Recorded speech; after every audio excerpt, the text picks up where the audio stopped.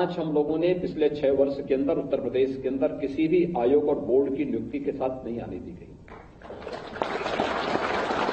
जो योग्य है, जो सक्षम है, वह चयन की प्रक्रिया के साथ आएगा। उसको नियुक्ति प्राप्त करना उसका अधिकार है। अगर आपका यह अधिकार दिलाने के लिए सरकार पूरी प्रतिबद्धता के साथ कार्य करती है, उन चुनौतियों से जूझ रही है जो चुनौतियां प्रदेश के सामने थी, तो एक नागरिक का भी तो कोई अधिकार होगा। उस नागरिक के भी तो कुछ अधिकार हैं। वो अधिकार भी तो उस नागरिक को मिलने चाहिए जिसके लिए वो भटकता है। क्यों एक कॉमन मैन को, एक सामान्य नागरिक को क्यों ये बताने के लिए आवश्यकता पड़ती है कि मैं जिंदा हूं? ये नौबत क्यों आती है? जमीन की पैमाइश के लिए क्यों इस प्रकार की नौबत आती है? क्यों व्यक्ति बार बार जाए और हम 45 दिन का समय लेकर के फिर उसमें डेट पर डेट लगाते जाए? आप अच्छे अधिकारी तभी साबित हो पाएंगे अपने अपने क्षेत्र में जब आपने कोई मीटिंग तय की, निष्कर्ष पर पहुंचिए। हर दिन मीटिंग के लिए लगा दिया और कुछ लोग जिंदगी भर केवल मीटिंग ही करते रह जाते हैं, कभी निष्कर्ष में पहुंचते ही नहीं। और यहीं से खराब होती है छवि, यहीं पे नौकरशाही हमारी कटघरे में खड़ी होती है। हमें निष्कर्ष पर पहुंचना होगा और निष्कर्ष पर पहुंचते हुए हमें अपने आप को साबित करना होगा, अन्यथा आम जनमानस के मन में आपकी कोई अच्छी छवि उभर कर नहीं आएगी। मैं देखता हूं बहुत सारे लोग, कुछ अधिकारी कार्य करते हैं, पब्लिक के मन में बहुत साफ सुथरी छवि उभरती है। लोग बोलते हैं, याद करते हैं आज भी कि फलाना अधिकारी हमारे यहां डिप्टी कलेक्टर के रूप में था, ज्वाइंट मजिस्ट्रेट के रूप में था, एडीएम के रूप में था, सीडीओ के रूप में था, नगर आयुक्त के रूप में था, या विकास प्राधिकरण के डीसी के रूप में काम किया था, या जिले का कलेक्टर था। जनता याद करती है, वर्षों वर्षों तक, पीढ़ियों तक बताती है इस अधिकारी ने इतना अच्छा काम किया। ये मानक तैयार किए थे, ये स्टैंडर्ड तैयार किए थे। लेकिन बहुत सारे लोग जिंदगी काट देते हैं, कोई पहचानता नहीं। और जब वो कॉमन मैन को नहीं पहचानता है तो जब वो रिटायर होता है तो उसको भी कोई पहचानने वाला नहीं मिलता है। हम देखते हैं बहुत सारे रिटायर्ड अधिकारी घूमते रहते हैं, वो कहते हैं साहब हमारा ये कागज क्लियर नहीं हो रहा है। तो मैं उनसे पूछता हूं, तुमने भी तो परेशान किया होगा किसी को? जब परेशान किया तो परेशान तो होना ही पड़ेगा। तो परेशान करने वाला कोई दूसरा नहीं, तुम्हारी ही बिरादरी का है। तो जब कॉमन मैन को परेशान करते हो और उस समय उस पद पर रह करके दिखाई नहीं देता है, तो आज परेशान हो रहे तो इतना परेशान होने की आवश्यकता नहीं भाई। अच्छा है, करो फल इसी जन्म में भुगत लोगे तो अच्छा है। और इसीलिए मैं आप सबसे कहूंगा कि आपने देखा होगा किसी भी स्तर पर आपको सिफारिश की नौबत नहीं आनी पड़ी होगी आपके सामने, आपके अभिभावक को भी ये नौबत नहीं आई होगी, किसी को कहीं जाने की आवश्यकता नहीं पड़ी होगी। और मैं फिर इस बात को कहूंगा, किसी भी अधिकारी और किसी भी कर्मचारी को किसी के यहां से सिफारिश कराने की आवश्यकता भी नहीं है। कोई सिफारिश मत कराइए। पूरे उत्तर प्रदेश को अपना गांव और अपना घर समझ करके कार्य करना प्रारंभ करिए। उत्तर प्रदेश में हमारे लिए हर जनपद, हर गांव महत्वपूर्ण है। हम उसको कमतर आंक करके नहीं देख सकते। 25 करोड़ की जनता के लिए हमें कार्य करना है, उनकी अपेक्षाओं पर हमें खरा उतरना है। और इससे कोई सिफारिश की आवश्यकता नहीं, कहीं नहीं सिफारिश की आवश्यकता होनी चाहिए। आपकी योग्यता और आपकी क्षमता के अनुसार शासन आपको नियुक्ति दे रही है, विभाग आपको नियुक्ति दे रही है। और जहां पर थोड़ी भी भेदभाव की शिकायत स्वयं भी विभागीय स्तर पर आती, विभागीय मंत्री कार्रवाई करता है। अगर कहीं भी कोताही बरत दी जाती है तो मैं स्वयं ही उस पूरी प्रक्रिया में हस्तक्षेप करके कार्रवाई करने में कोई संकोच नहीं करता हूं, कोई संकोच नहीं करता हूं। क्योंकि हमें 25 करोड़ जनता की अपेक्षाओं के अनुरूप अपने आप को साबित करना है। और वह जब हम लोग करते हैं तो हर व्यक्ति में एक संतुष्टि का भाव दिखाई देता है। जहां कार्य हुआ है वहां लोग कहते हैं साहब अच्छा काम हुआ है। वहां आंकड़े बताते हैं, देश और दुनिया के अंदर उस प्रकार का संदेश जाता है। और जहां कार्य नहीं होता है वहां पर आंकड़े भी बताने लगते हैं और साथ साथ आम जनमानस भी इस बात की चर्चा करती है। और ये सभी महत्वपूर्ण दायित्व हैं आपके पास। याद रखना, इसमें जितने भी मैंने पद गिने हैं, चाहे वह डिप्टी कलेक्टर का हो, पुलिस डिप्टी एसपी का हो, कोषाधिकारी के रूप में कार्य करने, नायब तहसीलदार के रूप में, राज्य संपत्ति विभाग के जो गेस्ट हाउसेज हैं उनके व्यवस्थाधिकारी के रूप में कार्य करने का कार्य हो, या फिर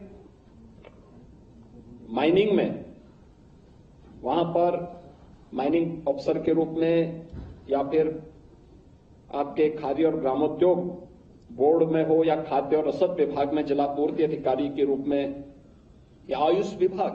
आयुष की ताकत कितनी बड़ी है, 422 तो आयुष के चिकित्सा अधिकारियों की तैनाती हो रही है। यानी वर्षों से पद लंबित पड़े हुए थे, होती नहीं थी नियुक्ति। एक बार यहां पे आयुर्वेद का घोटाला हुआ था, तब से पूरी प्रक्रिया ही बाधित हो गई। पूरा आयुष विभाग ही ट्रैक से उतर गया। तो हम आभारी हैं प्रधानमंत्री मोदी जी के कि उन्होंने आयुष को एक नई पहचान फिर से दी है, योग को वैश्विक मान्यता दिलाई है।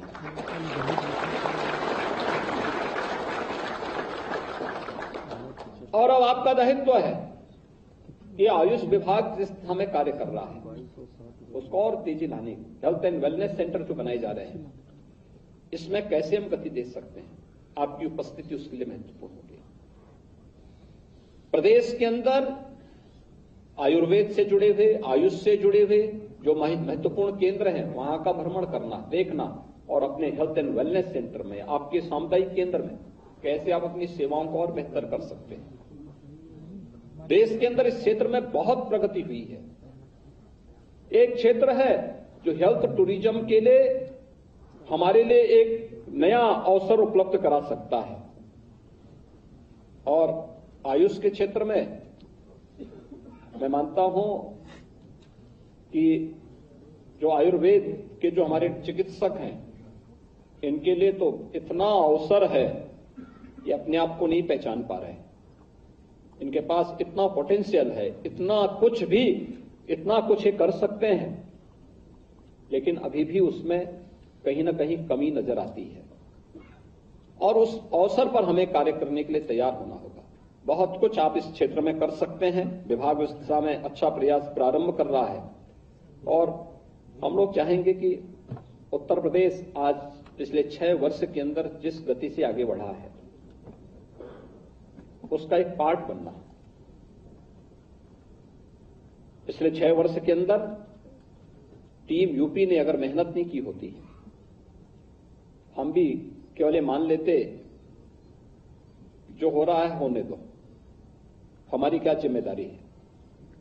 एक दूसरे के ऊपर हम भी आरोप प्रत्यारोप करते तो कुछ भी हम भी नहीं कर पाते। और आज मुझे बताते हुए प्रसन्नता है कि 6 वर्ष में उत्तर प्रदेश बीमारू राज्य की श्रेणी से उभर करके आज एक देश की दूसरी बड़ी अर्थव्यवस्था बनने की ओर अग्रसर है। कोई कल्पना करता था उत्तर प्रदेश के अंदर 6 वर्ष में प्रति व्यक्ति आय दुगनी होगी, उत्तर प्रदेश की जीडीपी लगभग दुगनी होगी, उत्तर प्रदेश भी $1 ट्रिलियन की इकोनॉमी बनने के संकल्प के साथ आगे बढ़ पाएगा, उत्तर प्रदेश बीमारू राज्य की श्रेणी से उभर पाएगा। नीति आयोग के आंकड़े इस बात को बताते हैं कि 6 वर्ष में उत्तर प्रदेश के अंदर 5.5 करोड़ लोग गरीबी रेखा से मुक्त होकर के एक सामान्य जीवन यापन कर रहे हैं। एक सामूहिक प्रयास का परिणाम है। सरकार, प्रशासन, प्रदेश के सभी कार्मिकों ने आम जनमानस ने जब संकल्प लिया, आज कोई व्यक्ति कॉमन नागरिक उसकी अपनी कोई समस्या होगी, समस्या लेके जरूर आता होगा, लेकिन फालतू की बातों को नहीं करता। आज वह कुछ नया करने की बात करता है, विकास के बारे में चर्चा करता है, और यह उसका अधिकार है, उसको मिलना चाहिए। उस अधिकार के साथ अपने आप को जोड़ना है, और यह हमें अपने स्तर पर एक सकारात्मक प्रयास वहां करने होंगे। भ्रष्टाचार पर जितना बड़ा प्रहार कर सकते हैं, हमें उसके लिए अपने आप को तैयार करना होगा, क्योंकि विकास के सबसे बड़े बाधक हैं भ्रष्टाचार, जातिवाद, भेदभाव। जब भी हम किसी प्रतिभा को इससे वंचित करते हैं, हम विकास की संभावनाओं को भी बाधित करके एक बैरियर लगाने का कार्य करते हैं। जब भी हम किसी भ्रष्ट व्यक्ति को प्रोत्साहित करके आगे बढ़ाने का कार्य कर रहे हैं, तात्कालिक आवश्यकताओं की पूर्ति भले ही हो सकती हो, लेकिन एक लंबे समय तक समाज को इसका खामियाजा भुगतना पड़ता है। उत्तर प्रदेश ऐसे ही पिछड़ा नहीं था, उत्तर प्रदेश ऐसे ही बदहाल नहीं हुआ था। जगह जगह बेईमान और भ्रष्ट लोगों को नमूनों के रूप में बिठा दिया गया था। वे पूरे उत्तर प्रदेश को खोखला बनाने में लगे हुए थे। बाहरी चेहरा कुछ और था। उन स्थितियों से आज उत्तर प्रदेश उभरा है। यही नौजवान आज से 6 वर्ष पहले जब किसी उत्तर प्रदेश के बाहर नौकरी के लिए जाते थे, इनमें से बहुत सारे लोग तो ये भी नहीं बोलते थे कि हम उत्तर प्रदेश के निवासी हैं, क्योंकि पहचान का संकट था। अगर ये लोग बोलते तो पहले ही चयन की प्रक्रिया से बाहर कर दिए गए होते। आज पहचान के संकट से उत्तर प्रदेश ने अपने आप सबको उभारा है। आज उत्तर प्रदेश विकास की प्रक्रिया के साथ तेजी से आगे बढ़ रहा है। इंफ्रास्ट्रक्चर का जो संजाल बिछा है, गरीब कल्याण के क्षेत्र में जो योजनाएं प्रदेश के अंदर प्रभावी ढंग से लागू हुई हैं, एक सामूहिकता का दर्शन है। सभी लोगों ने मिलकर के, शासन, प्रशासन और हर कार्मिक मिलकर के जब इन कार्यों को आगे बढ़ाया है, आज परिणाम है। और उस प्रक्रिया का हिस्सा बनकर के हम अगर कार्य करेंगे तो याद रखना कि आपकी ये पहचान हमेशा बनी रहेगी, आगे बढ़ने के लिए आपको प्रेरित करेगी। इस पहचान को बनाए रखने के लिए निरंतर प्रयास और परिश्रम करना पड़ता है। लगातार प्रभावी ढंग से बिना किसी अफवाह और आरोप प्रत्यारोप की प्रवाह के बगैर आगे बढ़ना पड़ता है, तब परिणाम आते हैं। और उस परिणाम के लिए आज हम सब उत्तर प्रदेश को आगे बढ़ते हुए देख करके एक आत्मिक संतुष्टि होती है कि हां, अब उत्तर प्रदेश के नागरिकों से जो लोगों की अपेक्षाएं थी, वो उत्तर प्रदेश का नागरिक उससे उस उम्मीद पर खरा उतरा है, और खरा उतरने का वाहक के रूप में आपको कार्य करना है। इसको निरंतरता बनाए रखना है, क्योंकि जितना कुछ हमारे पास है, ये उत्तर प्रदेश को देश की अग्रणी अर्थव्यवस्था के रूप में स्थापित करने का एक मादा रखता है, लेकिन उस दिशा में कभी सोचने का प्रयास नहीं हुआ था। और इसलिए मैं आप सबसे अपील करूंगा कि आप सब जब इस टीम का हिस्सा बनने जा रहे हैं, उस अवसर पर इस संकल्प के साथ आप जाएं कि हम लोग उत्तर प्रदेश के लिए जितनी मेहनत हो सकती है उतना करेंगे। याद रखना, आप उत्तर प्रदेश के लिए करेंगे तो उत्तर प्रदेश भी आपको एक नई पहचान दिलाएगा, आगे बढ़ने के लिए आगे एक अवसर प्रदान करेगा, और उस अवसर के साथ आप सबको जुड़ने का अवसर प्राप्त हुआ है। मैं इस अवसर पर एक बार फिर से उत्तर प्रदेश लोक सेवा आयोग को चयन की इस पूरी प्रक्रिया को पूरी ईमानदारी से, पूरी समयबद्ध तरीके से, पूरे पारदर्शी तरीके से संपन्न करने के लिए हृदय से धन्यवाद देता हूं।